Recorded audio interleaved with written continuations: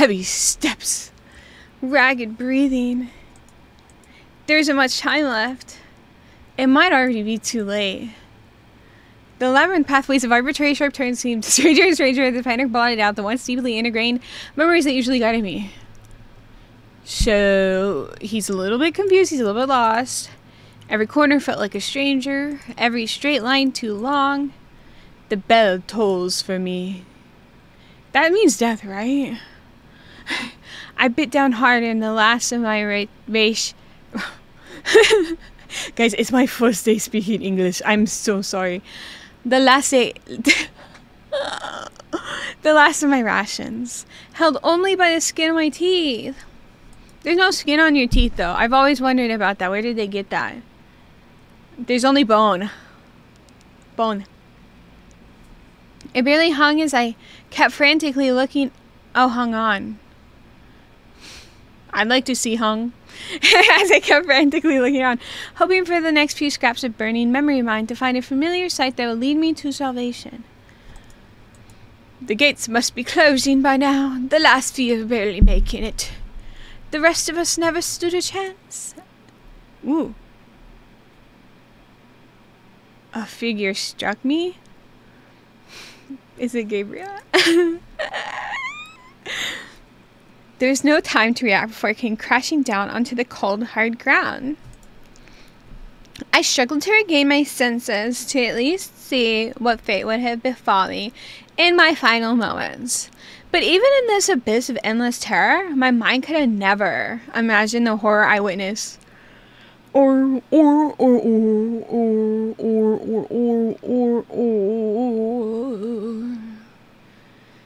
The horror that they witnessed was that Nicki Minaj Goon Farm got taken down from Reddit. Fuck you, Reddit.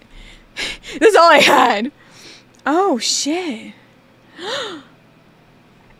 Is this a dating section? Wait, guys. I cannot look like this on a date.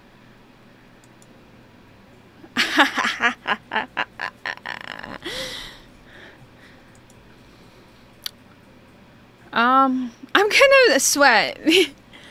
Oh my god, I'm so sorry. It's just like lifts up my armpit.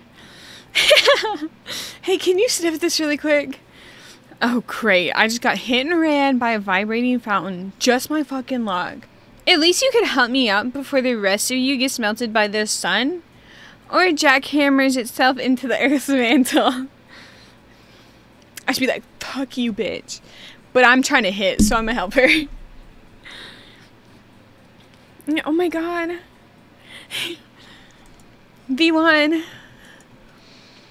Sorry for being rude like that. I just really frustrated that I'm not only late for school. Are these high schoolers? Forget everything I just said. But also managed to get lost on my way there. Though by the looks of it, you're pretty much in the same boat. And by a stroke of once-in-a-lifetime luck, you just happened to bump into the prettiest girl in town. I mean, the body is tea. So how about you lead the way and get both of us out of this jam? The problem is I'm really bad at decision making, guys, okay? Like, I literally don't even know what to eat unless someone tells me what to do, so I don't know how to fucking do this. And you were going, and then, okay, but maybe I don't go to school. I actually graduated. Bullshit. Cut the crap. I can see your crusty ass uniform, and no living person would dare go out looking like a filled trash bag by choice. Though considering how little activity there is inside of your skull, I'm willing to admit you sure as hell don't seem like you've ever been to school. Listen up, bitch. First off, I'm very smart. My mommy loves me, and she literally says that I'm the smartest boy she knows. Second off, it only makes me harder the more you degrade me. Please don't do that right now, okay? Actually, I'm lost too. Just my luck. She goes, Though in retrospect, I guess I wouldn't be here right now if you weren't lost as well. Yeah, duh. I thought I was the stupid one. That's really crazy because right here, what you're giving me right now is matching my freak. Like, we're both dumbasses. So you can't literally judge. Well, no point in crying over spilled blood. We might as well just wait for another. Are we gonna gang stalk people? ULTRAKILL gang stalking event. Let's go, ladies. And ladies. Men, you can come too, I guess. I'm Mirage. I thought this was Mirai for a second. Don't bother telling me your name, though. I don't really care. My name's Coco. And I really want to have sex with a robot. Yeah, we should be more logical. Actually, doing all this waiting doesn't really help. Wandering around like headless chickens would only get us even more lost. Why you gotta bend over for that? You're gonna have back problems by like 30, dude. I guess that's a pretty normal time to have back problems. I don't know. I got no clue. 30 seems really young to me. Since we're both heading to school and ended up meeting right here, that means that there's a very high likelihood that this spot is somewhere along the way. Then we'll better be staying off put and waiting for someone who doesn't know. That's stupid, though. It's like, do you guys not have fucking Google? You can't go on Google and be like, where is my, where's my school? Though I use Firefox. Okay, don't accuse me of being a Google user. I'm not ready to deal with those type of allegations, okay, guys? Oh my god, he kind of clocked her T. Or they, or she, I don't know. What am I supposed to be? What gender am I? I need to know before I make up the fantasies in my head, okay? It's gotta be different for each one. Because nothing matters. There's literally no point in trying if the end result will be the same anyway. Try as you might, you'll eventually just become forgotten in the dust, in the wind, like the rest of us. Have you ever considered that my dust particles are going to be pretty? And my dust particle is going to be way softer than the rest? And everyone's going to touch my dust particle and be like, oh, wow, this dust is so different than the rest of the dust. So I think you're just being a hater because you can't understand what it's like to be a real Sigma Alpha male. I mean, really, take a moment to think about it. Oh god, please don't go so fast. I'm fucking stupid, okay? The human mind in its complete vastness is capable of recognizing its utter helplessness and uselessness in the face of inevitable and unavoidable non-existence, but is incapable of coming to terms with it. You're incapable. Your human mind. I'm perfectly good at coming to terms with the fact that I will be forgotten forever and no one will ever love me in the future, and that I probably, like, no one, and then we can only ever ignore it, hide from it, or temporarily escape from it. But the fact is that we're all bound to the way of all things. I don't think Mirage follows the path. I don't think she's read the Tao Te Ching.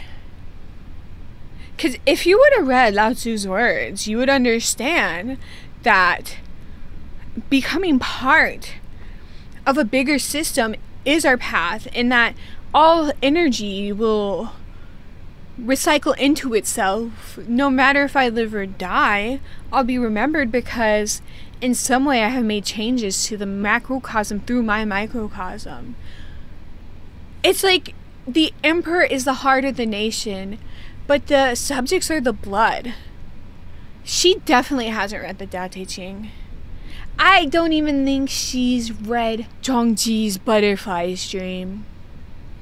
Death is like so totally unavoidable, not only to us, but all that exists or has ever existed.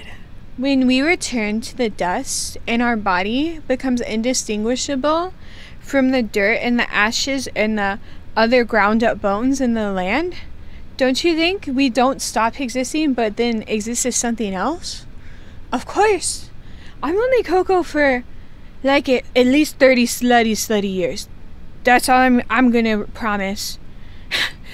But I could be fertilizer, and that fertilizer could make the coolest oak tree, and that oak tree could live for another 200 years, and then in 200 years it gets chopped down and it gets made into a house, and that house lasts for 50 years, and that last 50 years are really beautiful, and people go crazy in that house. They have tons of sex because I was the dirt in that, okay? I'm not worried about it. I'm getting nauseous. Every speck of matter will eventually wither away and dissipate into entropy. Yeah, you're going back to the macrocosm. It's okay, girl. Like, we've all been there.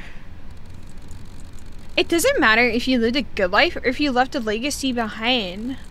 It doesn't matter if humanity survives for 1,000 years or dies out tomorrow. The end result is the same. Absolute nothing. Human intelligence is far beyond that of other animals. Would it be misguided to consider that a gift? Well, human intelligence is a human construct. So, like, why would animals even be included in that? That's like saying humans build so much better houses. Well, we're the only ones who define what a house is. If whales defined intelligence, I'm sure they would be at the top. All other beings have the gift of ignorance or not understanding what we do. How do you know that? Are you saying that squirrels don't feel this way? Our intelligence is not a gift, it's a flaw. That's a hater mentality, honestly. It's an overextension of evolution. Look at my posture. Just straight slouching it right now. I think I've lost my fire. Intelligence, once a great feature in aeons past, continued to grow unchecked and unfiltered, and has since passed a threshold whereupon it is no longer a benefit but actual danger to itself. I just still don't see it as a negative. Because we can... I think this is a really common perception among people who are a bit smarter, that intelligence is a burden because they feel that they have much sadder lives than the people who are stupider that go to Jupiter. But I think in reality that a lot of times the less you can explain things, the more you don't understand, the more fear you have towards a thing. And so I actually think it's kind of the opposite, but I just think people who are less inquisitive will rationalize things in more simplistic ways, where people who are more inquisitive are more likely to seek for an answer where there probably isn't one, and then get really caught up that there's not an answer. But I don't think that makes either group happier or sadder. I think it's just different ways of dealing with it. Much like the Irish elk, a species of deer that through uncountable generations of evolution grew antlers so wide and vast that it could no longer run from predators, eventually leading to extinction. See, this is the problem is, a lot of times we think evolution is going to like a positive thing, but it's just who's the okayest. Like, you don't have to be the best in your society to pass on your genes. You have to survive. So a lot of these things that we're like, oh, why do we evolve for this? It's like, well, no, like, it just didn't kill us enough. And so I'm sure with the deers, it wasn't like it was a necessary positive, but they were just not dying for a really long time, and then it got to an unmanageable degree. The human mind is evolutionary maladaptation, caused by going too far in a direction that was once beneficial and will sooner or later lead to our extinction. I don't know how. See, shit like this pisses me off, dude. I'm too argumentative. I did too much debate in school, guys. I don't think we've made a leap in intelligence in like 40,000 years. What we have gotten is more information, standing on the shoulders of giants. So instead of seeing this information as a burden or something we evolved to have, it's more like a gift from people before us. They're handing it down and they're like, hey, this might help, and it might not, but here is this. And I think we shouldn't seek things that only will make us more positive. We should seek things that help us contend within our realities. And, you know, obviously reality is a very questionable concept, but that's not what we're getting into. Existential dread is already taking hold. I'm sure you've felt it, but I feel like the problem with that is a lack of understanding, not a lack of we're too smart. I think that's weird to say we're too smart when a lot of the problems with fear is not having confidence and not knowing and being very scared about where you are. I don't think it's truly the nothingness. I think it's that people just can't comprehend it. If we could comprehend it, if we had more knowledge on it. We're arguing about things that hold true weight in our society, but that don't physically manifest in the ways you're thinking that you can prove with science. I think maybe that's the thing we could do. Maybe instead of saying we are too intelligent, get rid of that, saying when we replace God with numbers, it did a number on our brain. And I'm not saying we should go back to, like, I don't think we can go back to believing in higher powers, but sometimes the numbers aren't cutting it and people get scared. The pain of fear being nothing, becoming nothing, the suffering of understanding that. But see, that's my problem. Is by being nothing, you're part of something. Like, every cell in your body has its purpose, and no one cell is more important than the others. But that doesn't make them nothing. It just makes them a part of a larger system, similar to us. I don't think anyone's nothing. We're all a part of larger systems. Of course, there are people who will be more central to the functioning of society, and people who are less central, but the less central hold up the more central most of the time.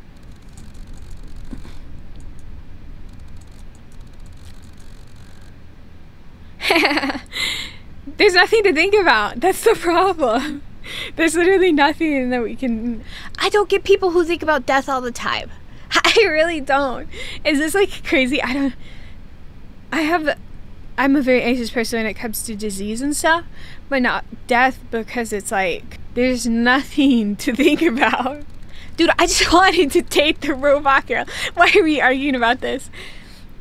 We sublimate it. We transform our self-reflective suffering onto full art to keep it from consuming us. I think art, a lot of times, as an art major, I think a lot of people definitely don't do that. I think a lot of people are very egocentric in their art, which is fine, but that interiority and that kind of obsession over these things often is worse. I mean, just like Google Michelangelo's life versus Mark Rothko's. Michelangelo lived to like 90. Mark Rothko was hitting 50 and was putting holes in his head, and this is really sad. But I think, you know, the more self-reflective art often is... I think it's harder to do without it affecting you than something like Jesus, yay, yay. Anything to avoid the panic. These ways are all simply temporary. They're just there to push back the inevitable veil of helplessness and despair that encompass and ruin us. In the end, nothing matters. There's no point in trying to find joy in life. For life in and of itself is suffering. Okay, Buddha. Okay, Siddhartha.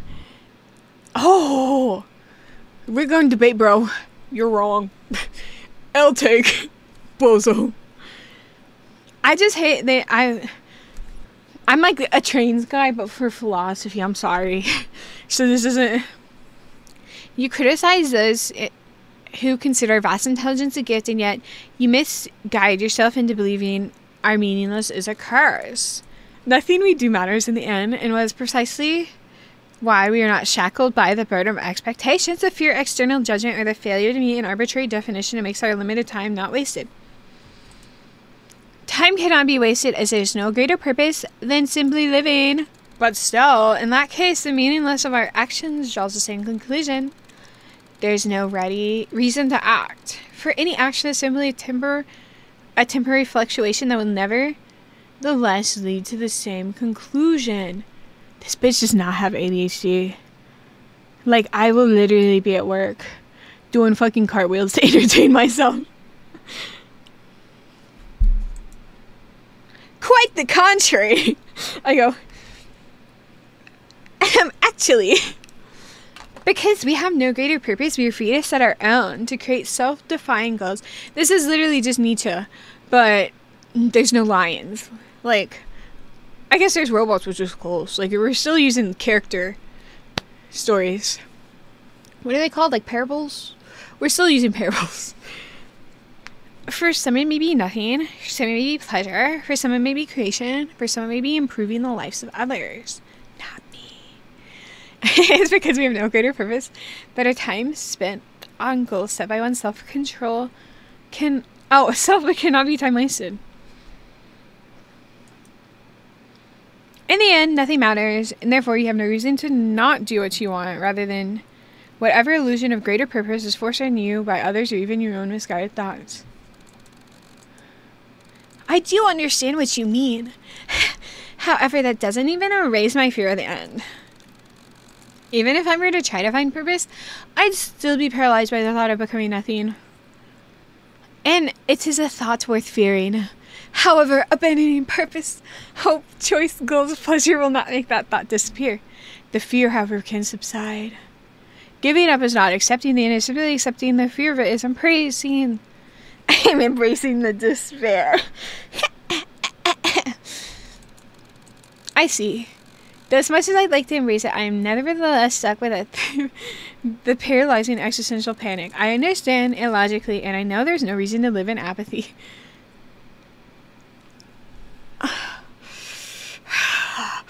I'm becoming a monster. I was promised a dating sim, and instead I get milquetoast middle school philosophy.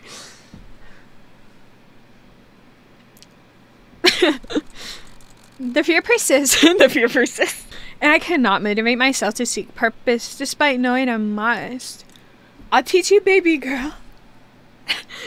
This is true. The emotional is not controlled by the logical. Not for you. Just as the deepest, darkest depths of despair can overthrow reason and logical, warping them to fit into that haze of depression, so too can reason and influence and overpower emotion, regardless of how impenetrable its defenses may seem. I'm not impenetrable. Can't relate. By continually forcing to subvert in those creepy negative thoughts with the positive logical ones, the emotional mind will eventually, slowly, gradually start to shape to fit the logical. It's not an easy job. It's not a quick job. And it will sometimes feel impossible. However, it can be done with immense amount of time, effort, energy. It will improve. You can change. You can heal. And during the hardest times when all this seems lost, you can give up. Don't forget. We will always love you. Finally, Rowan.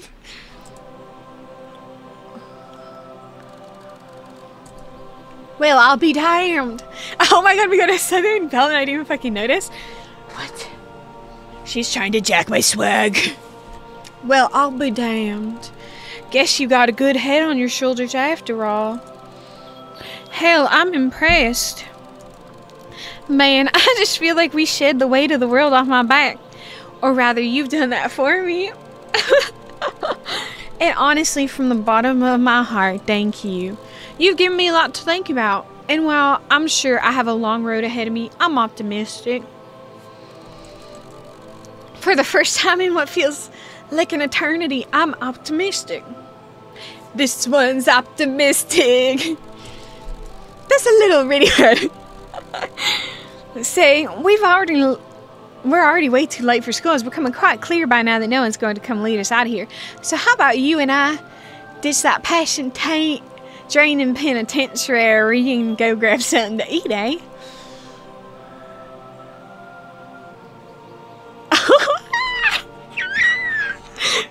I really was hoping I would get to see Gabrielle's ball sack, but this is pretty good. Oh, you sneaky bastard.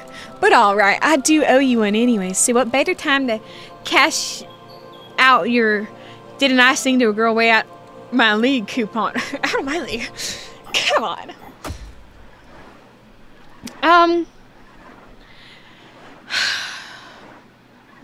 That was fun.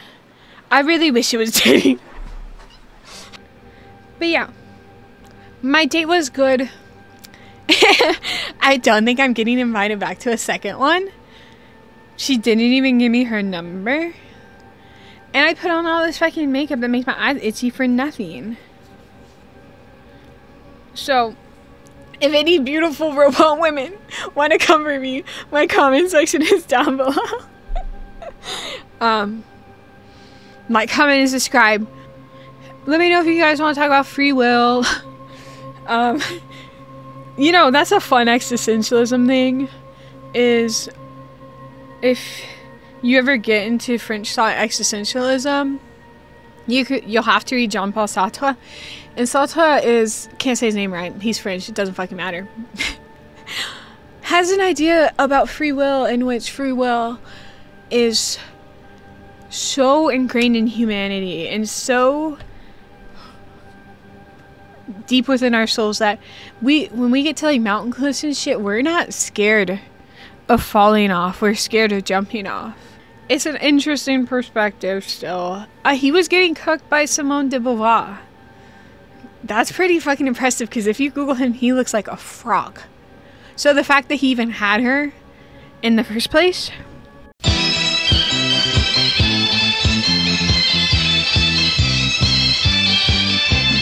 天上太阳红呀红彤彤哎，心中的太阳是毛泽东哎，他领导我们的解放哎，真理翻身当家做主。